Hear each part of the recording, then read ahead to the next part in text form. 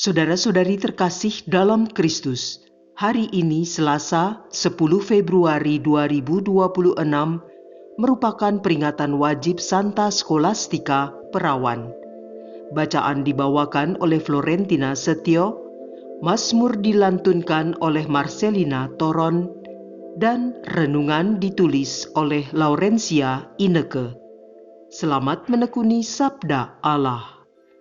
Mari menjaga kelestarian lingkungan dengan peduli pada keutuhan alam ciptaan.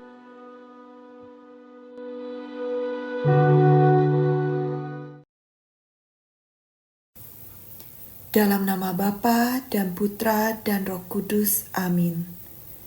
Ya Tuhan, Allahku yang hidup, begitu besar kuasa-Mu yang memberikan kehidupan bagi kami yang ada di bumi ini, yang senantiasa menuntun langkah kami menuju pada keselamatan abadi.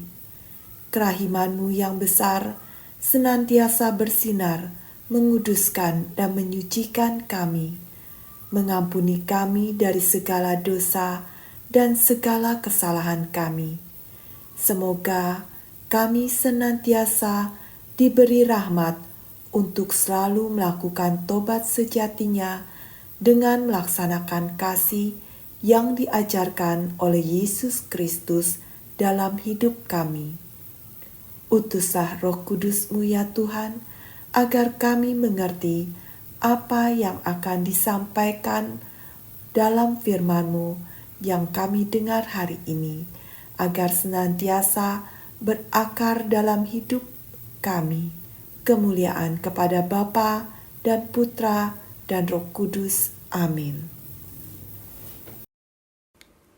Bacaan dari Kitab Pertama Raja-Raja, bab 8, ayat 22 sampai 23, dilanjutkan ayat 27 sampai 30. Pada hari pentahbisan rumah Allah, Raja Salomo berdiri di depan mezbah Tuhan, di hadapan segenap jemaah Israel. Ia menadahkan tangannya ke langit lalu berkata, "Ya Tuhan, Allah Israel, tidak ada Allah seperti Engkau di langit di atas dan di bumi di bawah. Engkau memelihara perjanjian dan kasih setia kepada hamba-hamba-Mu yang dengan segenap hatinya hidup di hadapan-Mu. Benarkah Allah hendak diam di atas bumi? Sedangkan langit, bahkan langit yang mengatasi segala langit pun, tidak dapat memuat Engkau, apalagi rumah yang kudirikan ini. Karena itu, berpalinglah kepada doa dan permohonan hamba-Mu ini, ya Tuhan Allahku. Dengarkanlah seruan dan doa yang hamba panjatkan di hadapan-Mu pada hari ini. Kiranya siang dan malam mata-Mu terbuka terhadap rumah ini, terhadap tempat yang tentangnya Kau katakan, namaku akan tinggal di sana. Dengarkanlah doa yang hamba-Mu panjatkan di tempat ini, dan dengarkanlah permohonan hamba-Mu dan umat-Mu Israel yang mereka panjatkan di tempat ini. Dengarkanlah dari tempat kediaman-Mu di surga. Dan apabila Engkau mendengarnya, maka Engkau akan mengampuni." Demikianlah sabda Tuhan.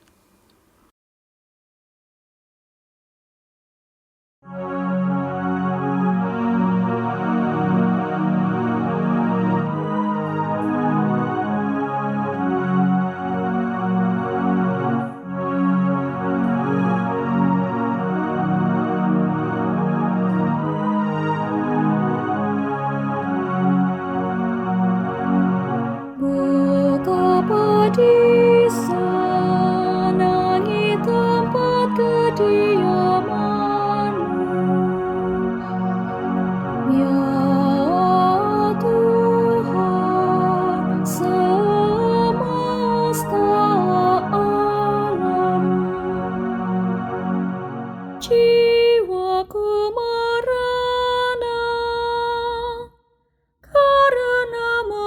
merindukan pelataran rumah Tuhan. Jiwa dan ragaku bersorak-sorai kepada Allah yang hidup.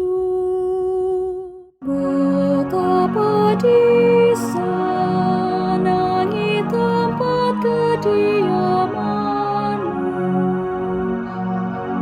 ya Tuhan semesta alam. Bahkan burung pipit mendapat tempat, dan burung layang-layang mendapat sebuah sarang, tempat mereka menaruh anak-anaknya. Pada mezbah-mezbah-Mu ya Tuhan semesta alam, ya Rajaku dan Allahku. Betapa di sana tempat kediaman-Mu, ya Tuhan semesta alam. Berbahagialah orang yang diam di rumah-Mu, yang memuji-muji Engkau tanpa henti. Lihatlah kami, ya Allah, perisai kami. Pandanglah wajah orang yang Kau urapi. Betapa di sana tempat kediaman-Mu, ya Tuhan semesta alam.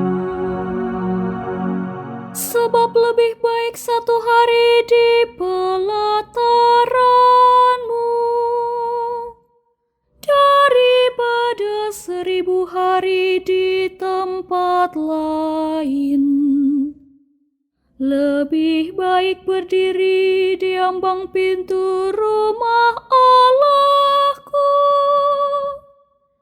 daripada diam di kemah-kemah orang fasik. Betapa di sana tempat kediaman-Mu, ya Tuhan semesta alam.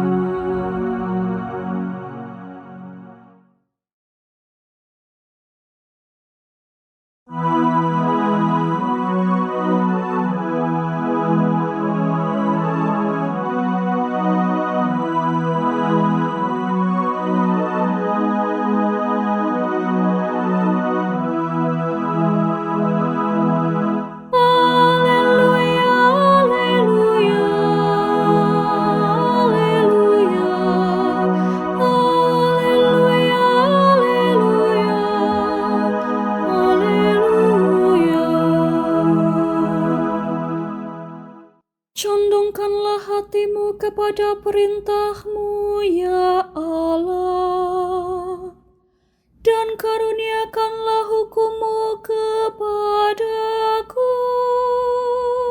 Haleluya, haleluya, haleluya, haleluya, haleluya, haleluya.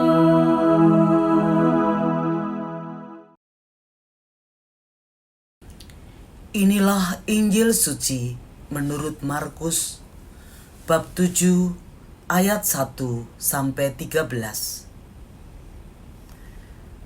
Pada suatu hari, serombongan orang Farisi dan beberapa ahli Taurat dari Yerusalem datang menemui Yesus.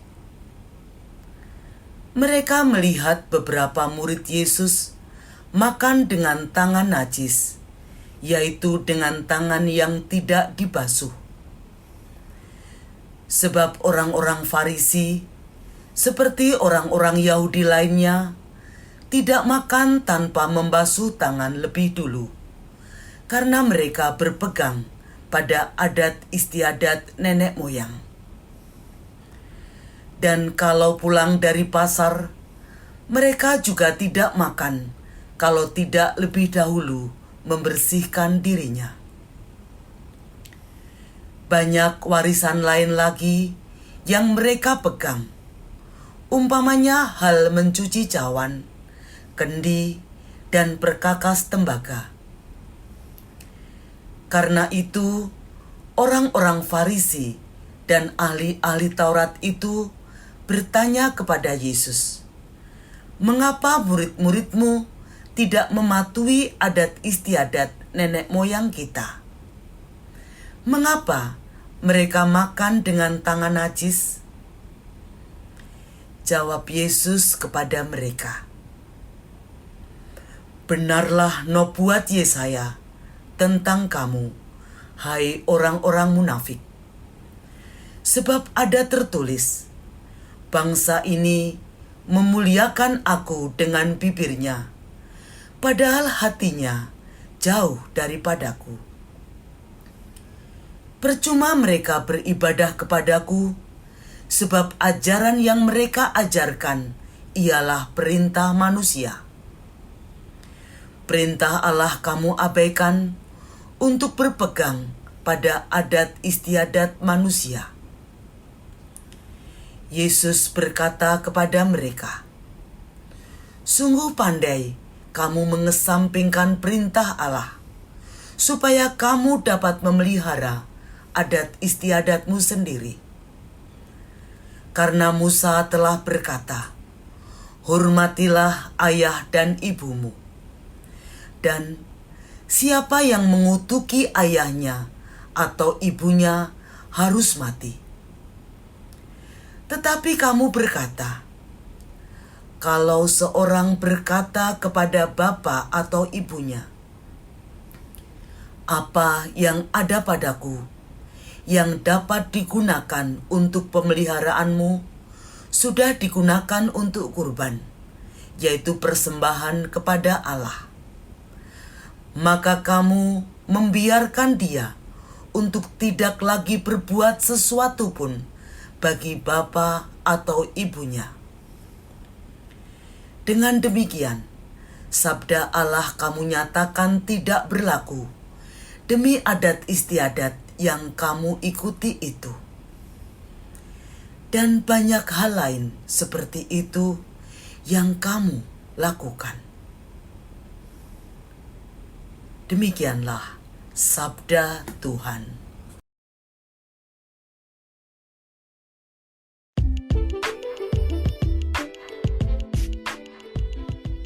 Hidup dalam kasih Tuhan. Renungan dibawakan oleh Laurencia Ineke.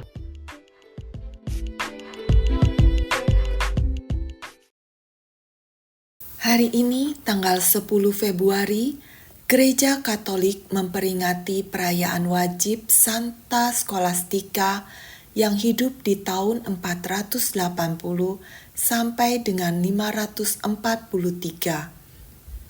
Bagaimana Scholastica dan saudara kembarnya Benediktus hidup dalam kasih Tuhan. Sejak belia, mereka telah menyerahkan diri kepada Tuhan. Benediktus mendirikan biara Benediktin di Monte Cassino, dan dengan bantuannya Scholastica mendirikan dan memimpin biara wanita di Plombariola yang jaraknya tidak jauh dari biara Benediktin. Setahun sekali mereka bertemu dan membicarakan masalah-masalah rohani, karena terhalang oleh peraturan biara yang tidak memperkenankan perempuan memasuki biara Monte Cassino, maka Benediktus dan beberapa muridnya menemui Scholastica di sebuah rumah yang tak jauh dari gerbang biara. Sepanjang hari mereka memuji Tuhan dan berbicara masalah rohani. Namun ketika Skolastika meminta Benediktus untuk tinggal malam itu menemaninya, Benediktus menolak karena peraturan biara tidak memperbolehkan tinggal di luar biara.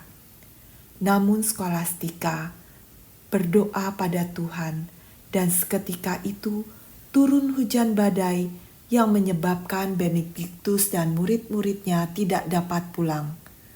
Karena sedihnya, Benediktus mengeluh dan menyesalkan atas kelakuan Skolastika. Dan Skolastika menjawab bahwa ia hanya berdoa pada Tuhan dan Tuhan mendengarkan doanya. Jadi malam itu mereka tidak tidur semalaman, asyik berbincang-bincang tentang kehidupan rohani yang mewarnai kehidupan mereka yang penuh dengan sukacita. 3 hari berlalu dan Benediktus melihat jiwa saudarinya meninggalkan jasadnya dalam rupa seekor burung merpati terbang tinggi menuju suatu tempat rahasia di surga. Saudara terkasih, lewat cerita hidup Santa Skolastika yang hari ini kita peringati, kita mengambil hikmatnya bahwa hidup dalam kasih Tuhan akan membuat hidup penuh dengan sukacita. Peraturan tidak menghalangi mereka untuk tetap menjalin relasi yang baik dan bertukar sukacita atas pelayanan yang telah mereka lakukan. Dan bagaimana Tuhan mendengarkan doa dan harapan Skolastika untuk dapat mewartakan kabar sukacita. Seperti halnya yang diserukan oleh pemazmur bahwa kebahagiaan selalu menyertai orang-orang yang hidup dalam rumahnya, dan Tuhan menjawab kerinduan Skolastika yang hidup dalam rahmat kasih-Nya, dan Tuhan membawanya masuk dalam kehidupan abadi di surga. Saudara terkasih dalam Kristus, Injil hari ini mengingatkan kita akan pentingnya peraturan atau adat istiadat yang dibuat untuk membantu kehidupan agar harmonis. Namun, jangan sampai terjebak oleh peraturan itu dan menjadi penghalang kita berbuat kasih. Peraturan bukan hanya sekedar tata cara yang harus dijalankan. Namun Injil hari ini mengingatkan agar kita jangan mengesampingkan perintah Allah, melupakan memelihara hati yang taat kepada Allah yang telah mengutus Yesus Kristus ke dunia untuk memberikan kasih yang tak terbatas agar kita semua memperoleh keselamatan. Dan bagaimana kita harus mengalirkan kasih yang sudah Tuhan berikan pada kita kepada sesama. Dan sebagai contoh dalam Injil, Tuhan mengingatkan kita untuk tidak melupakan kebaikan orang tua yang sudah melahirkan, merawat, dan mendidik kita dengan terus menghormati mereka dengan cara memperhatikan dan merawat mereka di masa tuanya. Jangan sampai kesibukan untuk memenuhi kebutuhan hidup membuat kita mengabaikan mereka. Kasih bukan hanya untuk diucapkan, tapi jauh dari mereka. Kasih untuk dinyatakan dalam perbuatan yang akan membawa sukacita. Saudara terkasih, doa dan permohonan pada Tuhan akan membuat kita mendapatkan rahmat kasih-Nya untuk mendapat perisai dari Tuhan dalam menjalani tugas perutusan yang harus kita jalani sebagai anak Tuhan lewat sakramen pembaptisan yang kita terima untuk mewartakan sabda kasih Tuhan lewat perkataan, perbuatan yang dilakukan dengan penuh sukacita dan dengan kerendahan hati agar tidak terjebak menghakimi ketika melihat yang tidak sesuai dengan peraturan yang ada. Dan lewat sakramen Ekaristi, kita dipersatukan bersama Tuhan Yesus. Kita akan mendapatkan kekuatan untuk menjalankan pelayanan agar selalu sukacita dalam menjalaninya, agar kita bisa mempersembahkan karya kasih kepada Tuhan. Marilah berdoa. Ya Tuhan penuntun hidup, Tuhan yang meraja, kami bersyukur atas segala kasih dan rahmat yang selalu kami rasakan, atas segala sukacita yang terjadi di dalam menghadapi hidup ini. Tuhan, mohon agar Engkau selalu menguatkan kami agar dapat mewartakan sabda kasih-Mu dalam perjalanan hidup dengan penuh kerendahan hati, agar apa yang kami lakukan dapat menjadi ibadah yang sejati kepadamu. Biarlah hati, bibir, dan laku kami selalu memuliakan nama-Mu sebagai ungkapan syukur atas kasih yang kami terima selama ini. Demi Kristus Tuhan dan pengantara kami, kini selalu dan sepanjang segala masa. Amin. Dalam nama Bapa dan Putra dan Roh Kudus. Amin.